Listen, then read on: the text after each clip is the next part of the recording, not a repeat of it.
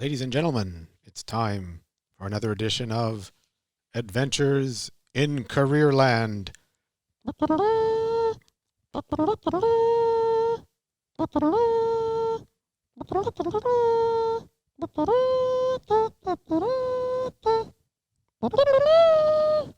Okay, I think it's okay. All right, I'm getting a little excited. I'm getting a little excited because we don't have music yet, but we do have attempts and interest in finding music. So I look to my great producers, Lily and Isabella, to continue the search for music. I've put a call out for some people to help us with our music. But we have been getting comments that they like what they hear so far. So that's awesome. I'm Adriano Magnifico. I'm the host of this podcast, but the podcast cannot run without the hard-working efforts of Lily and Isabella, the producers. Thank you. And they are from the Riel School Division Broadcast Media Program. And it's one of the hottest programs in the building. And people who take this program come out with incredible skill. It's one of those programs that flies under the radar a bit sometimes. People don't know it's in our building because the Louis Riel Arts and Technology Center often has a reputation as more of a trade center, an apprenticeship center. And that's a worthy distinction because it does. It does plumbing, it does auto mechanics, it does electrical, and a number of others. But it's got some other programs that are really, really powerful for students, young people, and really anyone who wants to consider a career path that has potential for real work pretty quickly. So when Lily and Isabella work here with me, they are working on a classroom project, and I'm the beneficiary of that.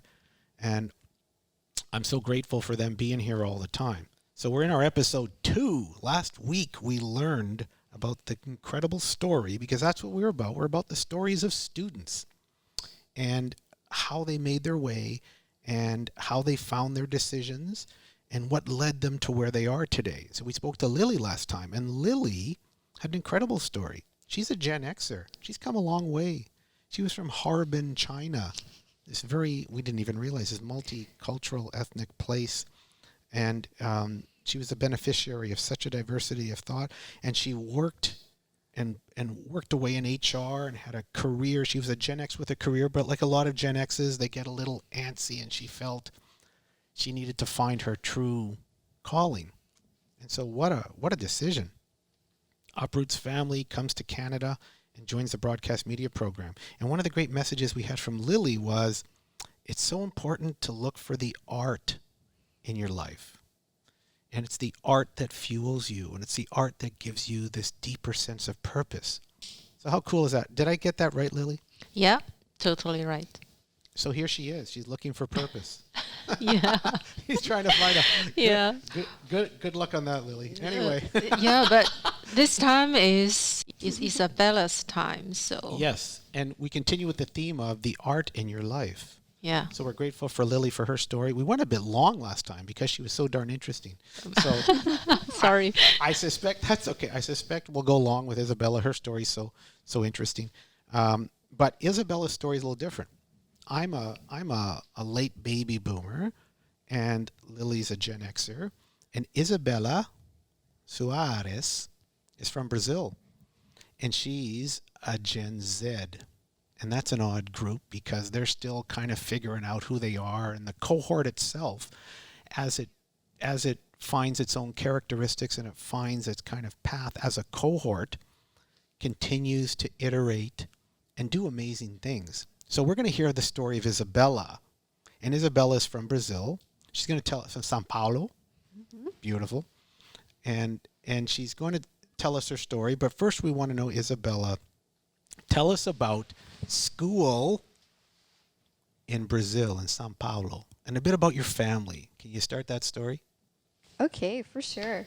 So before I start that, I'm really, really afraid of following up for Lily because Oh, she no. did like such an amazing story, and now I feel like I have like high expectations to Well, accomplish. Well, that's No. nice, but let's stop filling her head with all of this stuff. She won't be able to fit through a door if we keep making her sound. You but make me nervous. yeah, she was amazing, but you're going to be amazing too. Start telling us about your life as a kid in Brazil. What was that like? And going to school. Yeah. So actually, I say that I started school when I was about 3. And I used to go to a Brazilian school throughout the afternoon because in Brazil you can either study in the morning or in the afternoon from, like, for example, you can study from 9 to 12 or you can study from 12 to 6. And I used to do that. I went from 12 to 6 to school in Brazil, and I went to a school that taught English when I was 3 years old. So I did both at the same time. So you went to a school that taught English. Now you speak English and Spanish. Correct? Portuguese. Portuguese. Okay, Yeah. sorry. So why would you go to school in English? Like English, people in North America take English for granted. We speak it. People that are international students who come here, they're studying it back home. Why were you taking English? Well, my mom's dream was for me to speak English because when she was little, her dad didn't really pay for her an English program, and she tried to learn it by herself. And she wanted me to have this opportunity that she didn't have.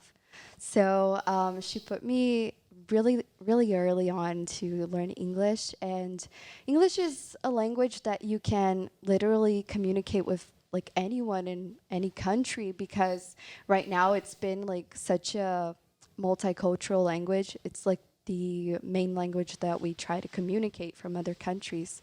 So yeah, that's like the main reason why. But also because she wanted me to study in an American curriculum school. So yeah, like learning English would definitely get me like the foot in the door for that school. So you went to kind of a big, prestigious private school. Yeah. Yeah, Okay. I was very lucky. So so it was your mom that got you in there, right? It was connections. Yeah. That's pretty powerful.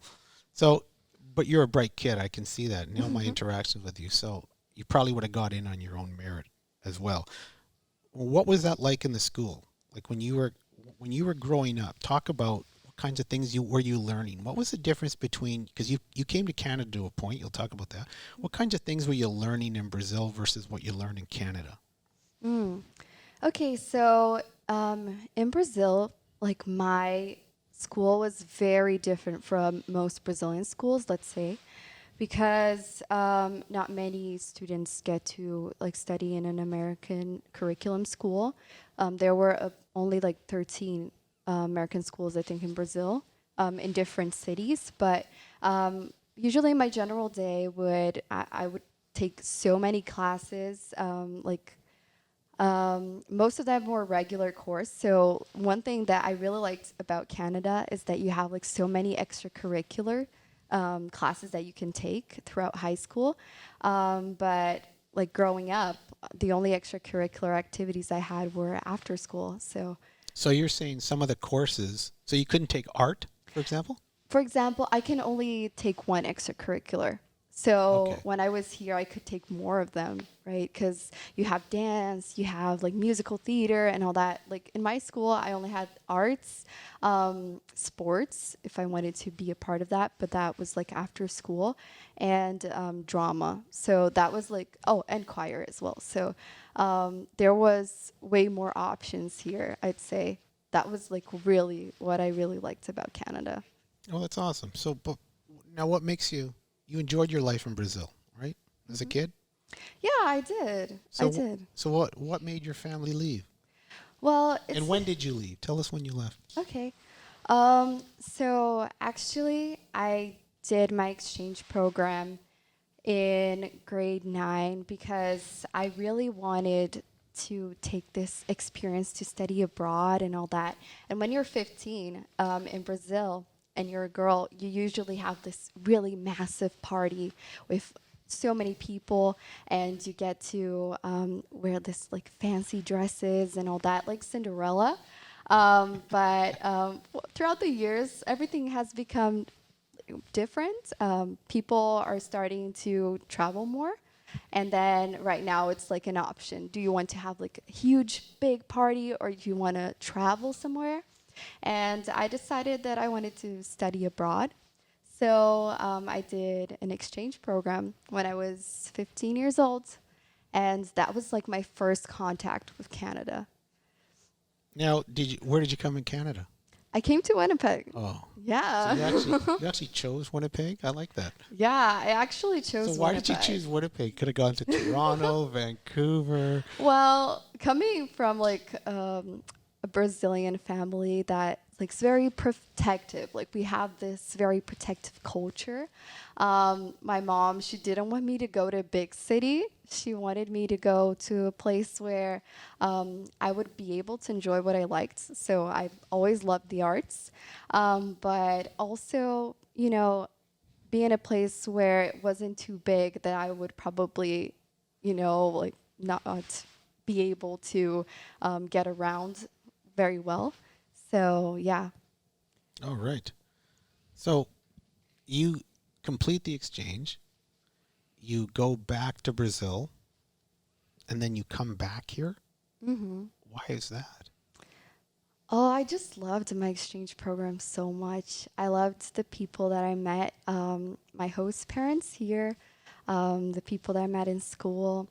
We still talk to this day. Like we Skyped when I was in Brazil. So when I went back, I already knew that I wanted to study in Canada and hopefully in Winnipeg because I already knew the city and all that. And in my school in particular, everyone is really stimulated to go and study abroad when they finish high school. So most of my friends that studied with me are in the U.S., in different parts of the U.S., and some are in Europe. And I've got like one friend that is here in Canada, but she is like a Canadian citizen and all that. But yeah, I went back to Brazil, and things changed a lot for my family, I'd say, because after I came here, my parents also came to visit. They loved the city so much. And Did they come in the summer or the winter? oh, okay. So my mom came in the winter when she came to drop me off, but it was like only a week long. And then she came with my dad in the summer, and that was on purpose, obviously, because she wanted to, you know, leave this good impression. But yeah, like so many things change because there's like a big thing with like violence in São Paulo, and actually in any metropolis. But my dad, he was an owner of an auto parts store, and one day he faced, he was like robbed, but they caught the people that came to rob him in action. So anything happened, but it was like a very traumatic experience. Of course. And yeah, I think that was one of the factors. But also, I think São Paulo is such a busy city. And when you look around, everyone is like so stressed trying to go from work to home. And there's so much traffic that I definitely saw like my family was living for work. Like my mom and my dad, they were living for work. And they weren't able to, you know, be so close to us as kids. So it was very important for us to have this connection as a family, and for my dad to also be more part of our family, right? Because he was working all the time, so we barely saw him. And in Canada, it would be like a way of restarting, but even though it's like very daring and challenging, we definitely wanted to try that out. Which year you whole family moved to Winnipeg? We moved here to Winnipeg last year, Uh-huh. in July. Okay. So it's been a little over a year that we're here, but definitely a whole big ride, ups and downs, definitely. Well, your dad's an entrepreneur. He was Yeah. running a store. So is he running something now? Is he working? What's the family doing? No, so really that's a huge change for my parents, especially because it's like they're out of high school again and trying to figure out a job, a place to live, and all that when we got here. So my dad is now working at the Brazilian restaurant Carnival. Oh, nice. Yeah, so he has a bit of a contact there, but he also works with cars again. But really recently, actually, he got a job at Fountain Tire. So at least now he's getting the chance to start doing what he loves again. And my mom, she studies. She is doing her master's degree in ESL at Providence University. Excellent. Excellent. So when you all came to pack up, do you feel less stress being in Winnipeg as a family? Do you feel like you're getting closer? Like you mentioned that it was even hard to have family engagements because they were so busy. Do you feel like it's much better now that way? Oh yeah, for sure. Because my dad and my mom now spend like more time at home, even though they work and my mom studies and all that. But my dad has days off, and then we can, go eat somewhere together or watch a movie or something like that, and have more time as a family. And this is probably one of the greatest things about moving as a family is because you get closer together. This whole process is so hard for everyone because you're trying to adapt to a new culture, a new lifestyle. But when you have your family, it's so much easier because you rely on each other. And this is just the beauty of going to another place and starting over. But when you have your family, you're like sticking together, and that really draws you closer, I'd say. Hey, that's a powerful comment about that immigrant experience, right? Where there's a lot of pain. Like you said, we wanted to come together, we wanted to leave, we wanted to be closer as a family. It's hard though. I've done some volunteer work at Manitoba Start with many immigrants who come there, and I'm always amazed by their resiliency. I always tell them, you are so powerful because you survived this journey, and you continue to grow in the journey. You continue to get stronger. You continue to get better. And it's such a powerful thing. My dad is an immigrant. He always said to me, Adriano, said, yeah, Pop, I don't know how I survived. He always said that to me. And even though he had created a great life for himself, but he worked hard. He worked hard, and I suspect your family's working hard, and they're trying to figure out things all the time. It's that process of figuring out that, when you said, brings you together, when you're all figuring it out together, what a powerful bonding moment, even though there's pain. Would you, Lily, in your same mind, same thing? Yeah, because when I listen to Bella's story, it's like I'm trying to see from my daughter's perspective, Mm-hmm. She's close age with you, and I never talk with her about this issue. Mm-hmm. But from your story, I think that maybe my daughter have the same feelings. Yeah. I need to discuss with her. Yeah, Lily, what do you think you ought to do when you leave this podcast? I'm going to cry. Maybe call your daughter? Yeah, she's It's a in beautiful- school today, but I'm sure I need to talk with her. Yeah. Yeah, sometimes you're so busy surviving and you're so busy trying to make it work. I like that your parents, like when you said we watched a movie together, we play together, and you know what? That's powerful. But it takes time to do that, right? And but that there is so much power in the story of you taking on this enormous journey. I'm so impressed with you all. It's both of you. Like it's and you remind me of my dad and just how he came with nothing. And when he came after World War II, got robbed at the Halifax airport, Wow. and one of his first paychecks, my mom would talk about sometime, he lost in a poker game, as a young man. Like those kinds of small pieces I have many pieces about my dad, but he always survived, and he always found a way to survive and to get better and to grow and to figure things out. Like your stories are so inspirational in the, we will figure it out. We will make this work. Yeah. We believe in each other.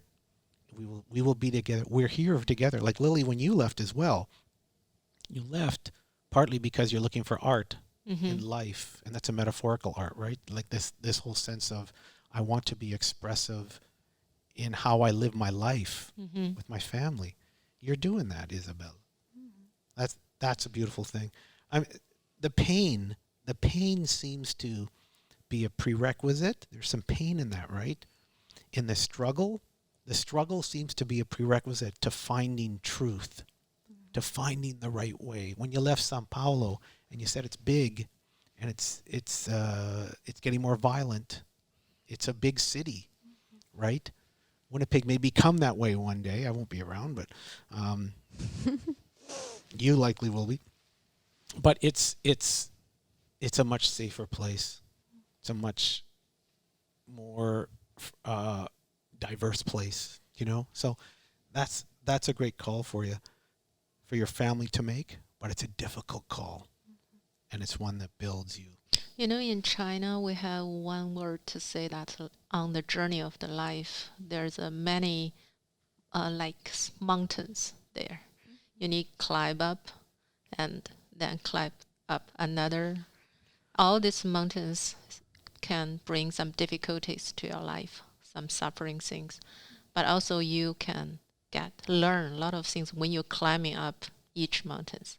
And when you get over of it, when you look back, all these things, it become beautiful view, right? Gosh. I think you need to go through pain for you to actually see the good that happens from, a tough journey.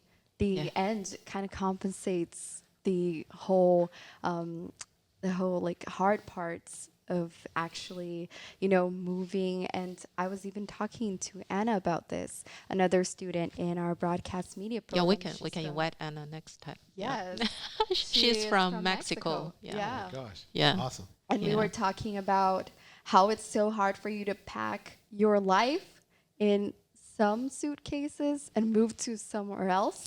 Yeah, I It's still hard. remember like that. I almost threw everything away back in China. All my family, we came here with 3 people. We have only totally six suitcases, and that's all for us. You need to choose what to take, what not and take. it's hard. And what you leave behind. My mother used to tell me a story when she came to Canada in the 30s, I guess. And she was 8 years old and leaving, and they were leaving for a new life. And she told me a story once about saying goodbye to her grandmother.